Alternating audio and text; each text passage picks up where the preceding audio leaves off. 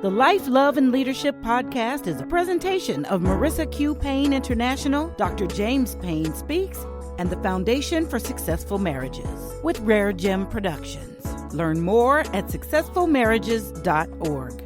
And here are your hosts, the Dr. and the Mrs. Marissa Q. Paine and Dr. James Paine.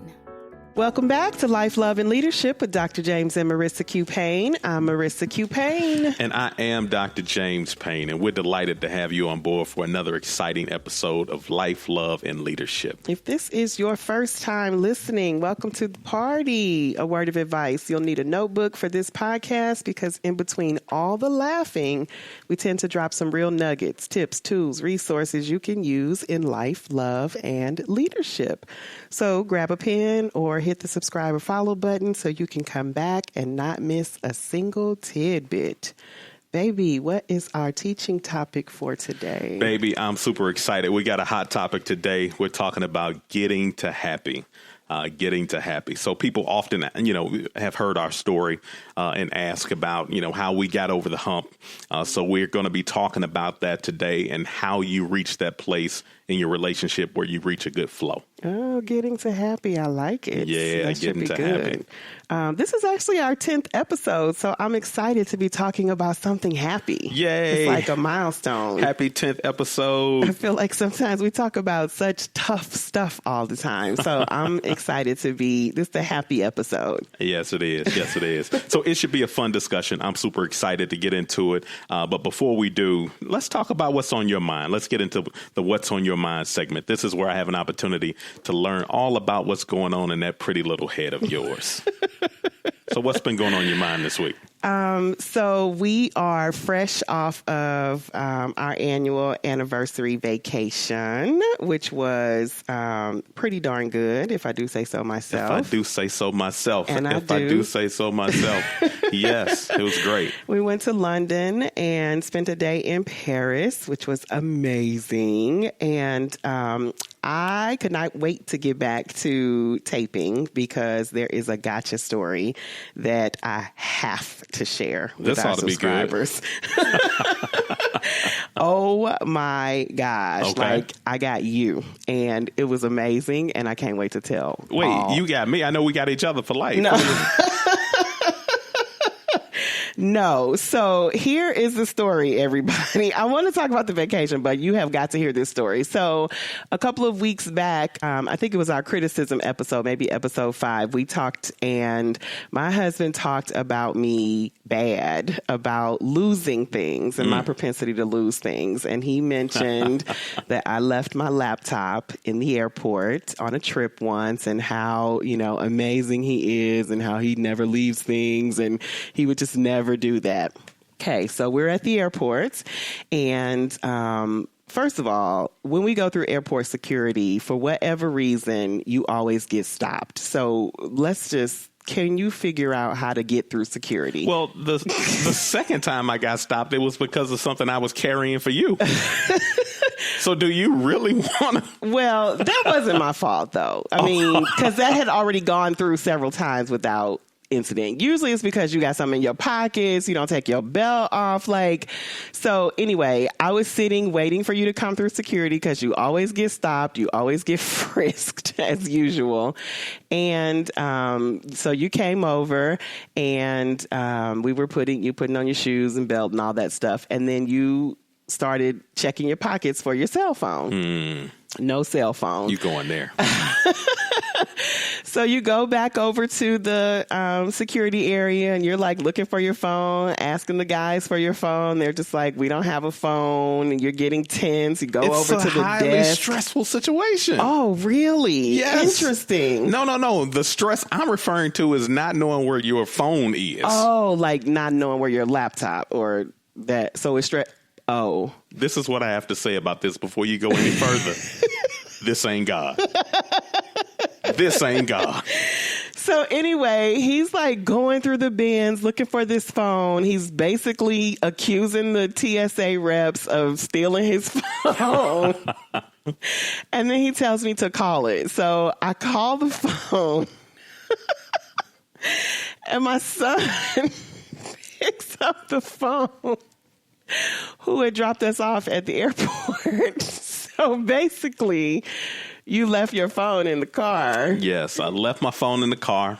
Jordan answers the phone, and I'm just like, wow. So here I go, international without a cell phone. Yay.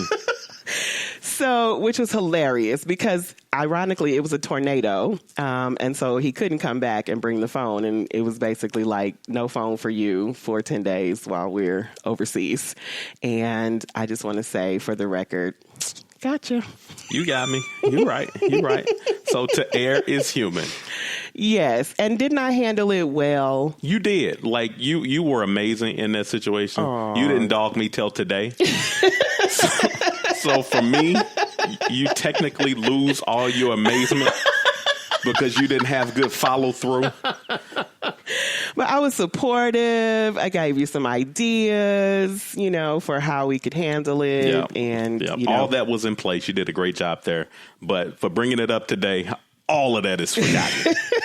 So be careful what you say and don't criticize people because you just never know how it might come back on you. Hey, the truth anyhow. It's the truth anyhow. But it was a great trip. What I loved about the trip in particular was I was different this time in terms of planning. I did not over plan. So I am that person that has an itinerary and an agenda when we go on vacation. And normally it is structured. I do, you know, I mean, it's an international trip, so we're going to see the stuff we're supposed to see, go on the tours and all of that. And I was overdue for vacation. So I really wanted to make sure I didn't need a vacation from my vacation when we got back because I knew I was going to be hitting the ground running when I got back. And so it wasn't overscheduled. Like we saw what we were supposed to see, right. But like we went by Buckingham Palace. Right. I said, hey, to the Queen. I ain't necessarily like go in and listen to all her the history and all that. But like we good, you know. It's wonderful. God bless you. Two fingers. This is a very nice gold gate you got out front. But we got other stuff to do.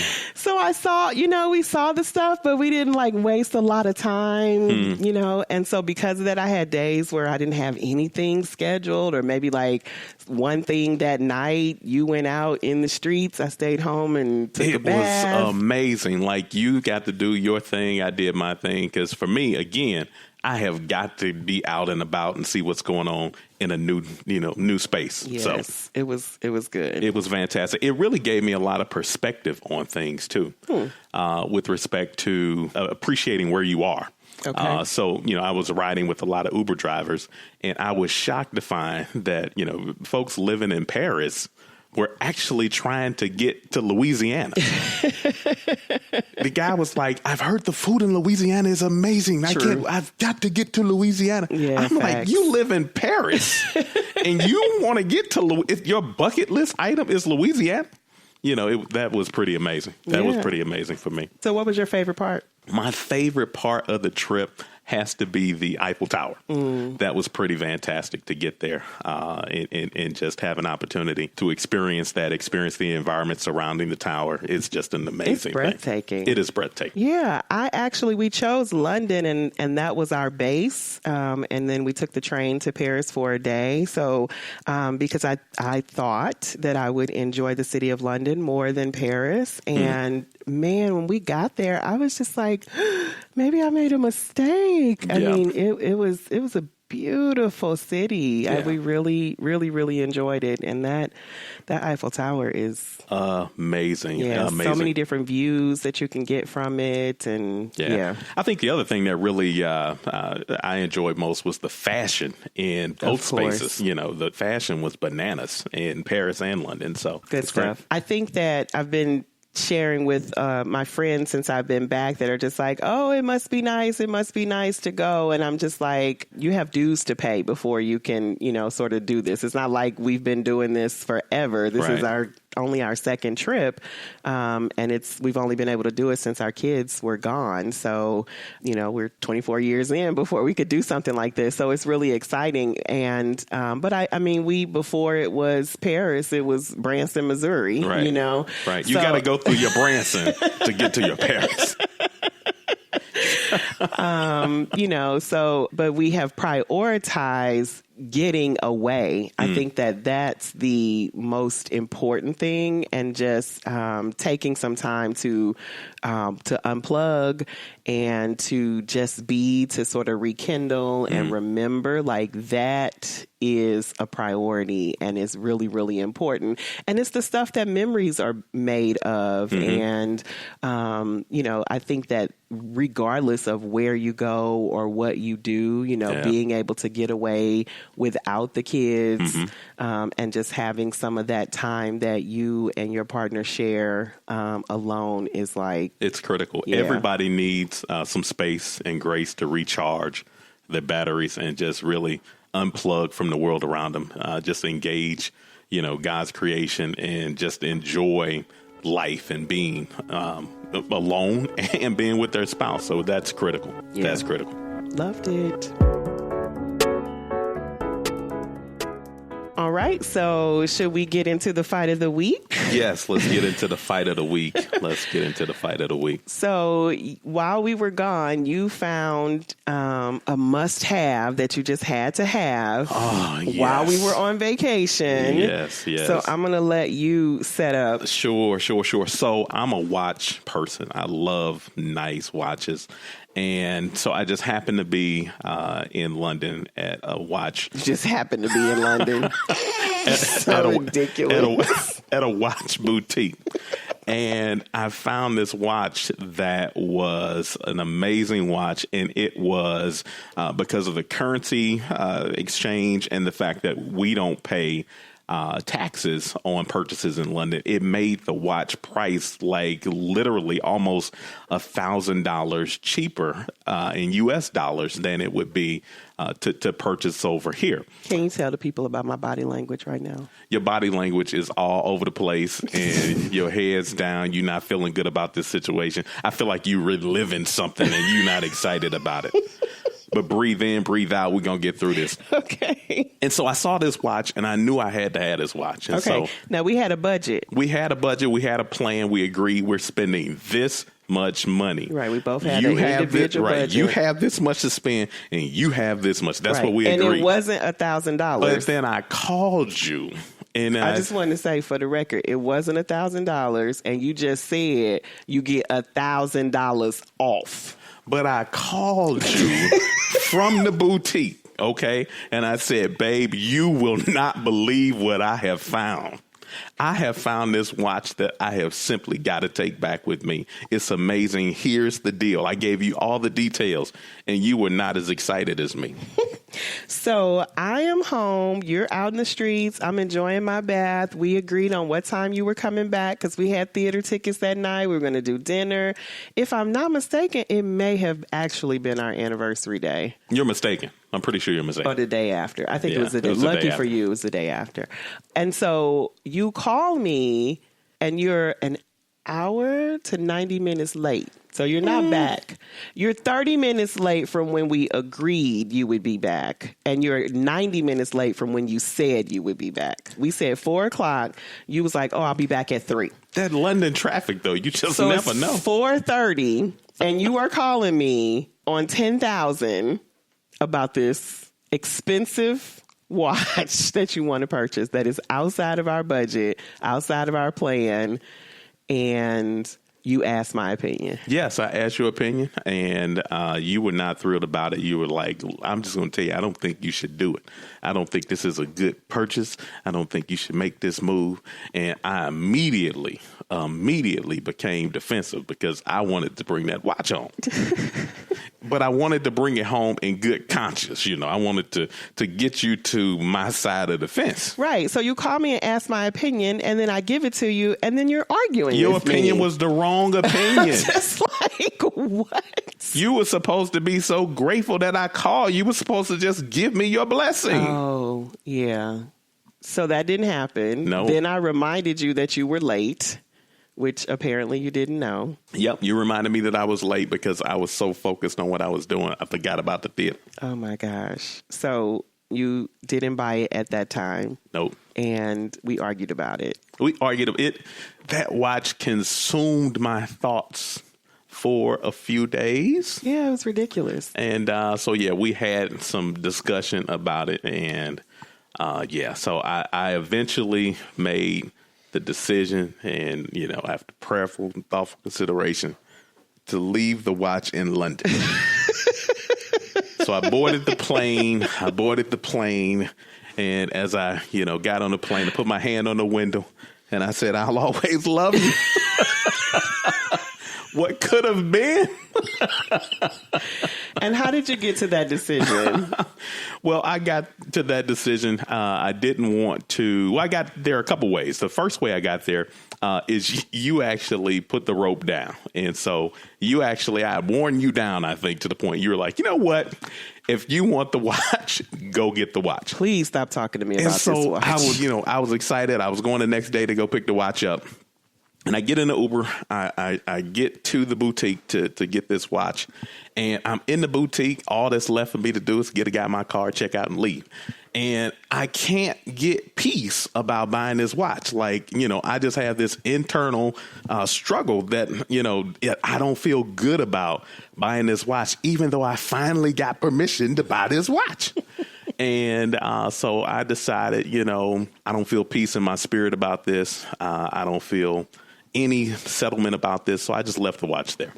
I know. And you were just like, oh, the spirit wouldn't let me do it. Wouldn't let me do it. And I was like, spirit sound a lot like your wife, but whatever.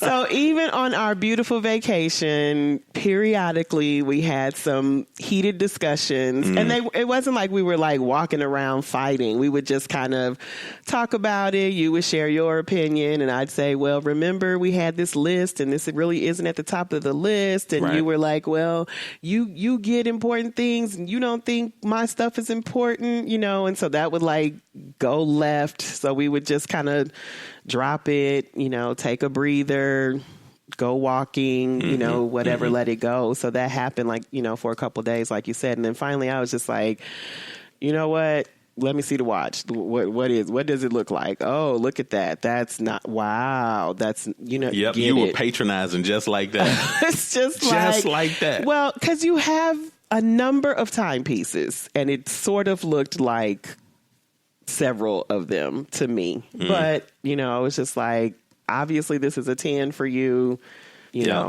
whatever. Yep. You want the watch, get the watch so we can move on with our life. Yeah. So I think the takeaway is you want to be able to find peace in your purchase. And when you're making high ticket purchases, you want to be able to have some level of peace and agreement with your spouse about doing so. And I wasn't able to find peace, and so I left that particular watch in London. Yay. I thought it was a terrible idea, but, in the scheme of life, he was asking for some from our joint money, and the rest of it he had in his personal money. So I was just like, whatever. So, I came over to your side, but it was clear that I still didn't support it, so I was willing to go, support you because it was important to you, even though I thought it was a bad idea.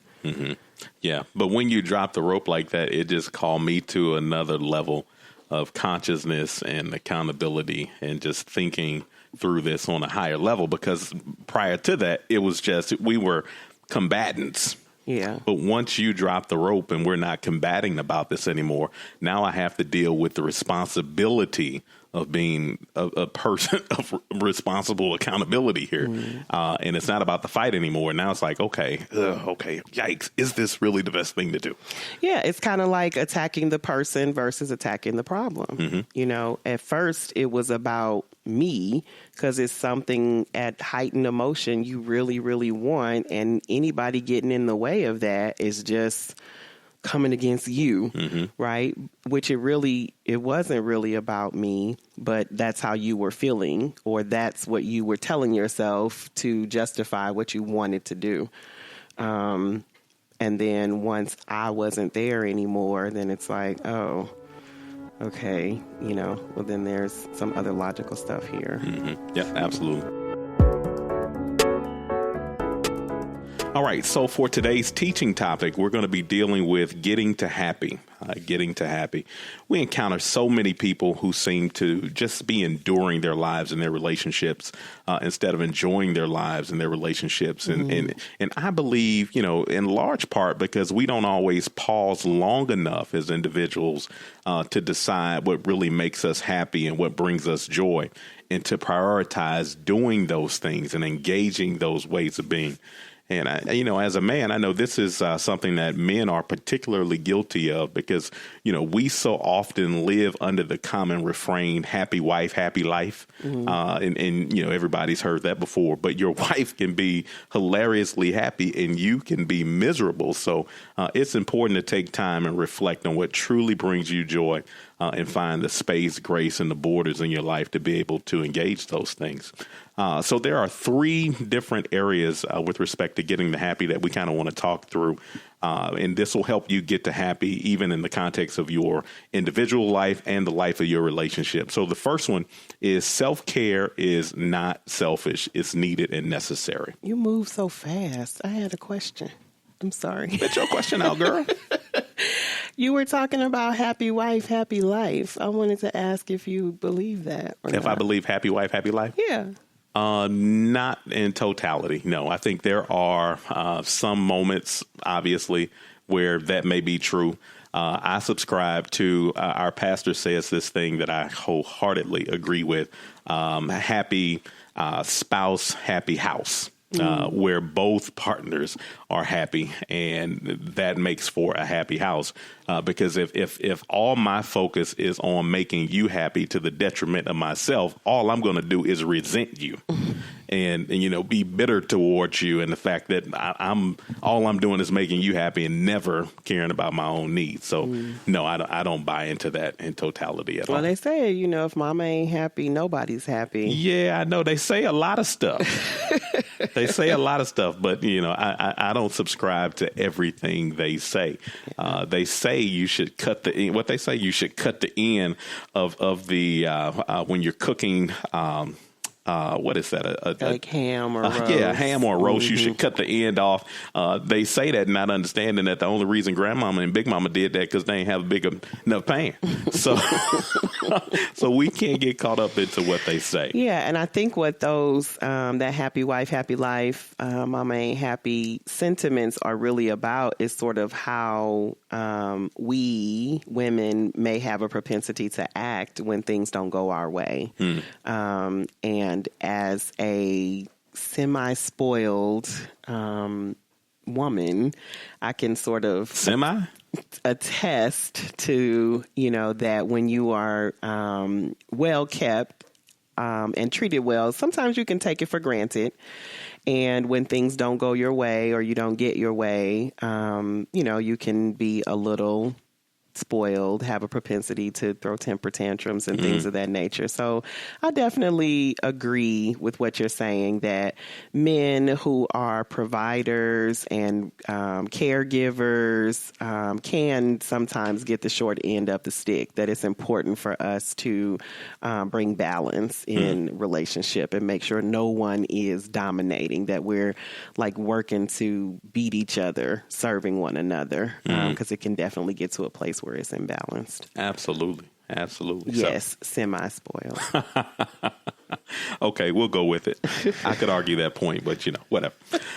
So yeah, self-care is not selfish. It's needed and it's necessary. The second one, happiness is an inside job. No one or no thing can make you happy. What do you say to that? Happiness is an inside job is like a mantra for me. Relationships, marriage does not complete you, cannot make you happy. It is an inside job. And I can say that you talked about this earlier in the introduction about, people know a bunch of our story or some of our story, and how we've talked about that a lot on the podcast, how, the first 5 years, I think we said, were hell. Next 5 were hard in our marriage. And then things started to settle down. And, probably, so 5 was hell, 5 was hard, 5 was average, and then it started to get better and really great. And I would say without question that what began to really, truly turn the relationship around was the inside job work, was getting to, my own personal happiness, you getting to your own personal happiness, esteem, and no longer looking to each other to be the person that brought us joy. And so I think that is critical. The dynamic of you, me, and us is like so important and so compelling that you have to be whole and know your purpose and have your own life and stuff to bring to the relationship it's critical. You got to do your work. It's an inside job, and I cannot reiterate that enough. Yeah, and I think, to add to that, so you talk about a person not being able to bring you happiness. Nothing outside of yourself really can bring you true happiness. I can recount when I identified who I was in my job title. And then when that job title was taken away from me, okay, now who am I? And that, began another exploration into peeling back layers to say, who am I outside of the title on my business card, through which so much of, our esteem sometimes can be tied to if we're not careful. So it's even getting deeper than not just your spouse or the person you're in relationship with, but the things and the positions that you're in relationship with can become entrapments to you as well and kind of block you from getting to the core of who you really are. Yeah. And ultimately it's an emotion, which means it's fleeting and it's temporary, right? That, happiness, you can be happy, you can be sad. It comes and goes. And so it's like, I'm not happy in this relationship. Okay, get happy. Like, shift your atmosphere. Yes. Like, that is so much pressure to put on somebody, as if you don't have a responsibility in maintaining that situation. Like, you have as much responsibility as the person that you're in the relationship with for your own happiness. Absolutely.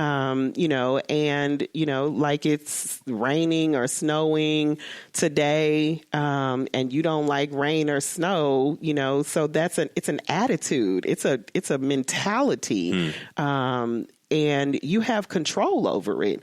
So it's not like something that someone is inflicting on you. Sure. It's an inside job. Absolutely. Absolutely. And then the third leg of that stool is that happiness is an intentional choice.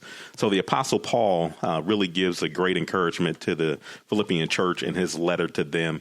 And he says this, he says, whatever is true, whatever is honorable, whatever is just, whatever is pure, whatever is lovely, whatever is commendable, if there is any excellence, if there is anything worthy of praise, think on these things. So in other words, he's directing our thought life to find the good in everything and think on that. So we got to think on purpose. We got to think on purpose. We got to control our thoughts and direct our thoughts toward good things.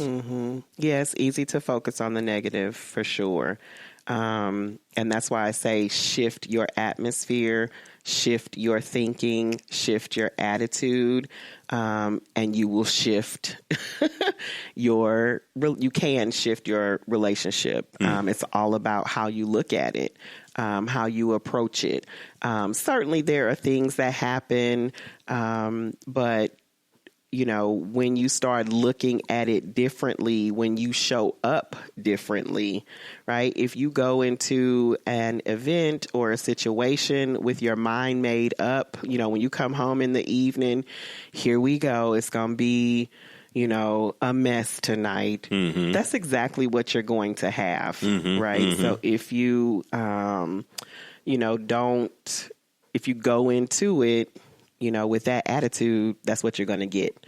If you go into it and say, I'm going to have peace in my house tonight, right? At all costs, that's what you're going to have. That's right. Right. So that's our teaching topic today, getting to happy, and really making sure that you're managing your self-care, recognizing that happiness is an inside job, and being intentional about choosing to be happy and finding the pure joy in life that's sometimes hard to find. All right, we have our question of the week, and it says, Dear Dr. Paine and Marissa, I'm getting married next month and have always been taught that I should have my own money. Do you think it's important for married couples to have a joint bank account? Good question. Question about money. Well, I definitely think it's important for couples to share resources. Definitely. Whether that looks like they have their own individual bank accounts and they decide that they're going to pay things from their own separate accounts or they merge an account. I don't believe necessarily in being legalistic and, putting my experience or the experience of anyone else on another household, another relationship about what they should do with respect to their money. Our mantra has always been do what works for you. So if it works for you that you have a joint account, do that. If it works for you that you have separate accounts, but you all still manage the business that is your household, the corporation that is your last name, do that.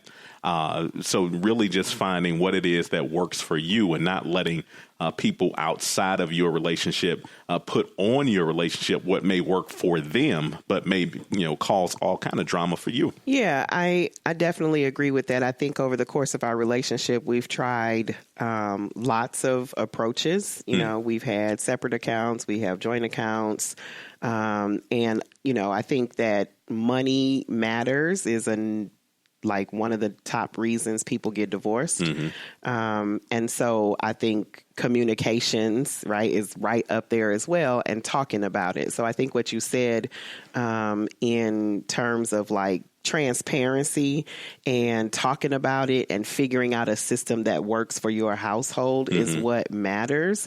I definitely don't think that it's healthy to come into a marriage with one toe in, but saving something over to the side. I definitely am not a big proponent of that, because essentially when you do that, you're pretty much already expecting that you're going to need that fund, right? You're going to have to tap into that. And so the moment something doesn't go right or you get into an argument, it's well, I already got my stuff over here. You're going in, but you're not all the way in. And so it doesn't mean you can't have a personal account, right? But just be transparent about it. Let's talk about it. I feel more comfortable having some money that's mine. There's nothing wrong with that. But it's on the table and you're fully transparent about it. Definitely not having a secret something. I think that's a red flag for the success and health of your relationship. No, I agree with that. And I would also add to that, I think it's important, regardless of who makes the money, one person or both people out working for the money, that it's shared resources. You both have the same level of access and influence over the resources that come into the house. You are a team. So keeping that in mind and making sure that both partners has financial dignity with regardless of whether or not one spouse works in the home and the other spouse works outside the home to generate resources for the house. Yeah, I like that financial dignity. That's Absolutely. important because everybody's contributing. It's not about dollar amount, quality over quantity. And that's really important. Again, and you set your ground rules. What's the dollar amount purchase? Like we talked about earlier with the watch purchase. I think in this example, you were going to use some of our shared resources, even though you had, most of it in your personal account. But I think given the dollar amount, even if it was just out of your personal amount, it's something that I would still want to know about because it's a big ticket, a big ticket amount. Right. Ultimately, if it's yours and we've kind of agreed, then, I probably wouldn't care, but I would still want to know, Sure. It's just like a courtesy. Like, you don't go buy a car and I just show up and it's a car in the driveway. But that's our household. In Right. other households, That might work. Marissa ain't having it. That's a problem back at the house. You can show up with a car if you want to. If you want to. You're gonna get some bad energy in the room. Yeah, and then that's the thing. Like, it's common to have a saver and a spender, right, in the relationship. And I think that's why it took us a little while to work out our a system that worked for us. Yep. I actually think we're both spenders. Neither of us are savers, unfortunately, but we spend differently. We do. You are a consumer kind of spender. I'm a giver spender. So I will give the house away, and you don't understand that, and you will buy the house away. You will stock the house full of stuff, which I would never do, but but it's still spending at the end of the day, whether it's giving or spending, it's still spending. But we have to we need discipline to save. Absolutely. Obviously, you can't always do it, but, especially when money is really, really tight. But as things loosen up for you over time, you should have some money of your own. I definitely support that, where you don't have to come to, your partner and ask, can you get your nails done, or buy this magazine or, whatever. I do definitely think it's helpful and healthy to, have some money that you don't need to go to. So that's just an adulting, respectful thing that helps cut down on some of the tension and stuff like that, where there is, we've got some money where I don't have to talk to nobody about. Right. No, I couldn't agree more. Yeah, that's what we say about that. Hope that helps. All right. So we are going to call that an episode, folks. Thank you so much for listening. We will continue the conversation as always in social spaces. We'll see you on Facebook. And if you enjoyed the show or you're enjoying the show, we certainly would appreciate your rating and reviews. And we will see you next week. All right. Bye-bye. This is Life, Love, and Leadership. The Life, Love, and Leadership podcast is a presentation of Marissa Paine International, Dr. James Paine Speaks, and the Foundation for Successful Marriages. Connect with us. Find us and follow on Facebook, Instagram, and Twitter. To learn more about our guests, show notes, services, events, or to get involved, visit successfulmarriages.org. Life, Love, and Leadership is another positive production of Rare Gem Productions. Thanks for listening.